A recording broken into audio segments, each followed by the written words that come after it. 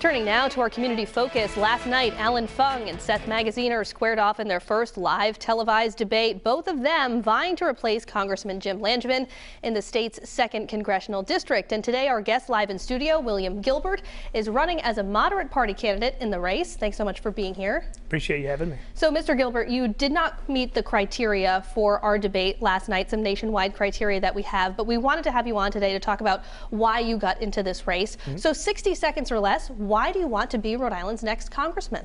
Sure. I've been involved in politics for a long time, but one of the biggest things that gets me engaged is I think I'm a better candidate than both the other people, and I want to win. I also think that the hyperpartisanship between the left and the right needs to stop. Right now, people aren't talking to each other. Even in my own family, when I sit down to dinner, I can't talk about politics because if the name Trump is mentioned, it's chaos, right? Trump's not in the election anymore.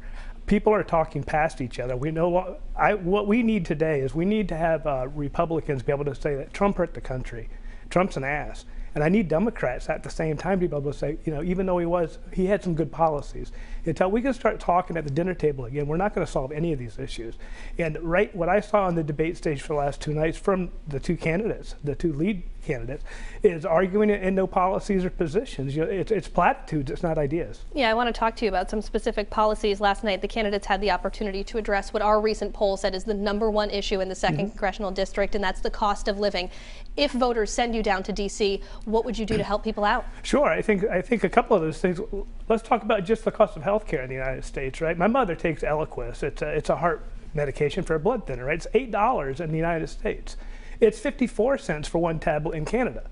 Well, we can address some things through competition. I want to increase competition. So private importation of medicine that fell by the wayside. I think we need to take care of that. When we talk about the cost of living, everything's connected. The cost of education, the cost of housing, the cost of energy. The policies, these are some of the policies that we need to admit were pretty good under Trump. Right now, we've got a gun that we're shooting at the whole fossil fuel industry when the Green New Deal is not ready yet. It's laudable, and we all want to go to the green energy, but it's just not there yet. How can you expect the fossil fuel industry, the coal or the natural gas, to start producing more if we're going to put a gun on their head in the next two or 3 years? I think we need to start being more realistic and be science-based. You know, you describe yourself as having a, quote, moderate purple approach. I think many folks are familiar with where Democrats and Republicans stand on major issues. How does that factor in? What is a moderate purple approach? That's a perfect question, because I struggle at myself just growing up. Am I left-leaning, am I right-leaning, right? I believe most people, and I know in the state of Rhode Island, there are Democrats. There are Democrats in the state of Rhode Island that recognize that we can't have a Providence school system where we have 10 different first languages and some kids don't even speak English. I also recognize, and so did a lot of the Democrats from Rhode Island, that we need a stronger border protection because we just don't have finite resources. I don't want strong borders because we're racist.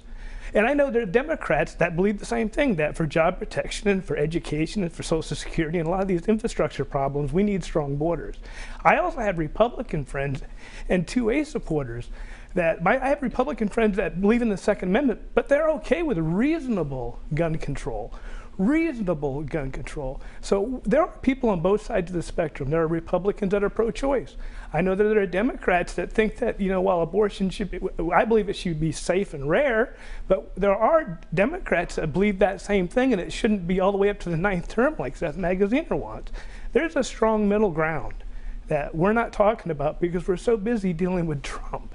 You know, right now, if you see a pickup truck, there are people that if they see a pickup truck with an American flag on it, it's chaos. That we're judging people just because people are having a flag up today. The divisiveness needs to stop. Most people are in the middle. Most people want a better future, and that's what we need to talk about. All right. Unfortunately, that's all the time that we have for today. William Gilbert, thanks so much for being here. Appreciate you having me. And he is going to be facing, as we have mentioned, Republican Alan Fung and Democrat Seth Magaziner in November's general election. And looking ahead to tomorrow, we've been getting a lot of questions from folks about some mysterious objects that you've been seeing recently in the sky. So tomorrow we'll be talking with Rob Coyne from URI about what they are and how frequently they could be popping up. That's tomorrow right here at 4.